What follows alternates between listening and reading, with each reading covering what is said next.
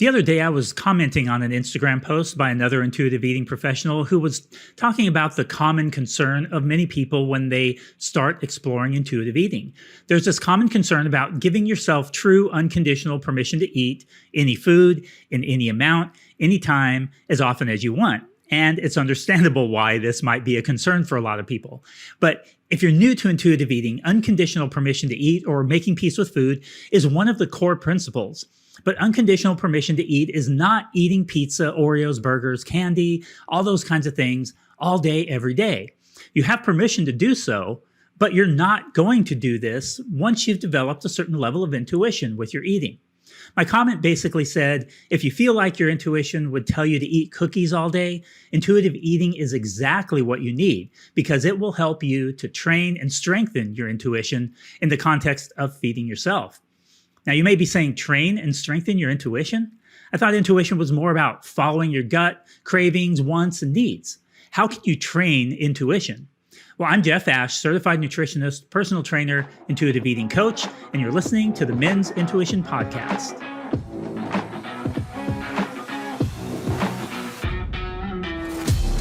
So, as is often the case, after making that comment, I realized that I haven't really talked in much depth or written about this concept.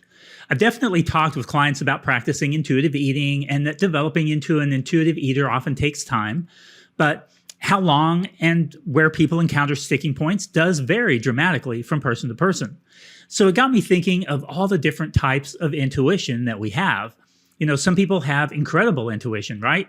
Think about the best surgeons out there who just seem to have a knack for performing flawless surgery and making the best decisions when deciding what procedure to perform. Maybe business leaders who seem to have some kind of a Midas touch when it comes to managing a company, able to make quick decisions that just seem to be the right decision almost every time.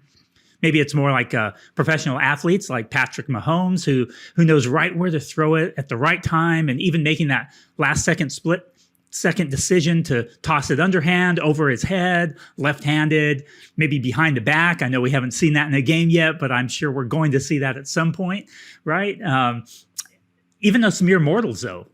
Some people have an amazing ability to perfectly season food just based on feel and intuition. Diffuse a situation between two friends, say the right thing when talking to someone, or make parenting decisions that just seem to turn out right more often than not. It's all intuitive, and it's using intuition. But how did they develop this intuition?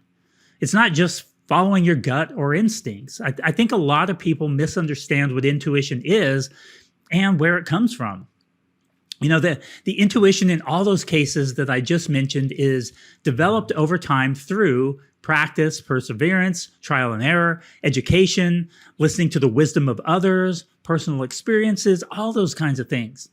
Eating is no different. And as I was preparing this podcast, I kind of got distracted a little bit, which is often the case, and caught a reel where Kobe Bryant was talking about the importance of fundamentals. And if you've ever watched him play, you know, back in his playing days, it just seems automatic and intuitive, right?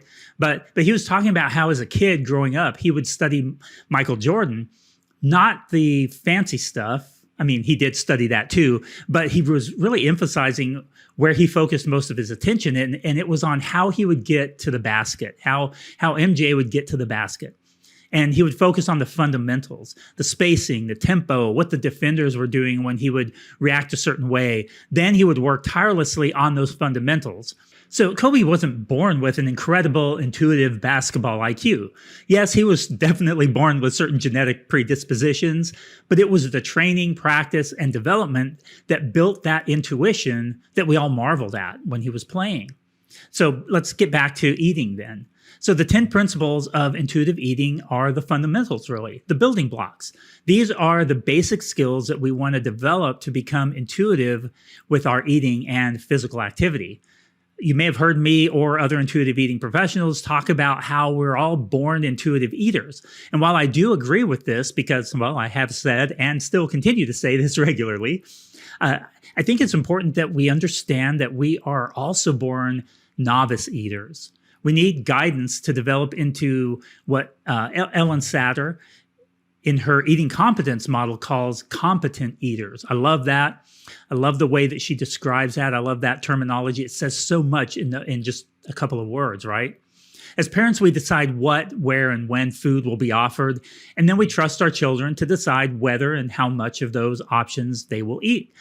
And we take that raw intuitive ability that they have to regulate kind of how much they eat and build other fundamental skills on top of that foundation.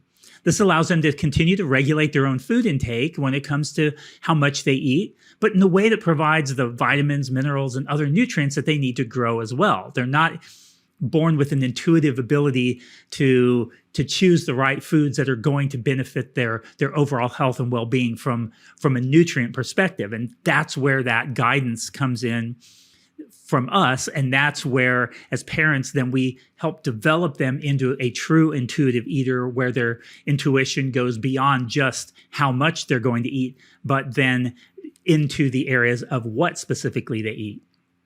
So in essence, we're helping to train their intuition when it comes to feeding themselves long term. We do the same for ourselves as adults when we make the shift to intuitive eating. As adults, we take on all 5 of those roles that I mentioned, right? The what, where, when, whether, and how much. But to do this effectively takes practice and perseverance, trial and error, education, listening to the wisdom of others, reflection, curiosity, and then even validating personal experiences. I often hear people new to intuitive eating say things like, I became an intuitive eater a couple of months ago. And they go on to describe what is clearly not intuitive eating and the struggles there. Starting the process is absolutely vital, but it takes time and a lot of practice to become a person who intuitively makes choices that seem to just serve their body, mind, and spirit well most of the time. It's much different for each person in how it progresses, just like it's different for each elite athlete who reaches world-class status, right? It was funny in that interview that I was sharing earlier with Kobe. He said he was talking to Michael Jordan, and MJ asked him how his 12-year-old daughter at the time was doing. And he said he's been focusing on the fundamentals with her a lot. And he asked MJ if he remembered what he was doing at 12. And he said, playing baseball. I thought that was really fascinating. So the greatest basketball player of all time, in my opinion, in my humble opinion, was not going through drills and travel team basketball and that kind of thing. He was playing baseball at the time. So I thought that was interesting. It was interesting how his path to greatness in basketball looked completely different than so many others, if you're familiar with his story in other areas too. So anyway, this episode isn't about basketball, but I thought those were some really interesting kind of illustrations there. And so I thought I'd share those.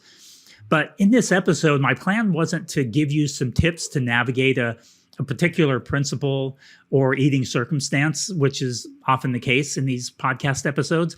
But instead, I wanted to get you just thinking about intuition as something to be developed and trained. My hope is that during those times when you find yourself frustrated because of your relationship with food and maybe how it just doesn't seem to be coming together as you'd hoped, something I talk with my clients about all the time, definitely. I want you to remember that intuitive eating involves instinct. That is what we're born with, those innate drives that we all have, emotion, our feelings and how we process different situations. And it involves rational thought, what we learn over the course of our lives as well. So I hope that when difficult times come, because they will, you'll be able to pause, take a deep breath, and remind yourself that we all have the ability to develop and strengthen our intuition when it comes to feeding ourselves, just like we can develop and strengthen our intuition in so many other areas of life. It just takes time, practice, perseverance, sometimes help from others, and the ability to see the light at the end of the tunnel in many ways. You've got this, you can do this. So, if you're a man and feel like you could use some help when it comes to support and encouragement in this area, I highly recommend that you check out the Equipped to Thrive men's community that I have. You can find out more at hopedrivesme.com for a few bucks a month, really. probably less than what you spent on lunch if you ate out today. You can join this growing community of guys and find the support that you need on your intuitive eating journey, as well as live Zoom weekly group coaching with me and other group members. It's a really cool time. We have a great time. It's basically like hanging out at a Starbucks, just talking with a group of guys about what we're all going through as it relates to our relationship with food. Sometimes we get off on other topics and that kind of thing too. It's just a really great time of support and encouragement. And I've really enjoyed the conversations that we have with this community. So if that sounds like something that interests you, definitely check that out. That is a great way to build, strengthen, and develop that intuition that I was talking about. So that's all I have for this episode. Until next time, remember that how you eat is far more important than the specifics of what you eat.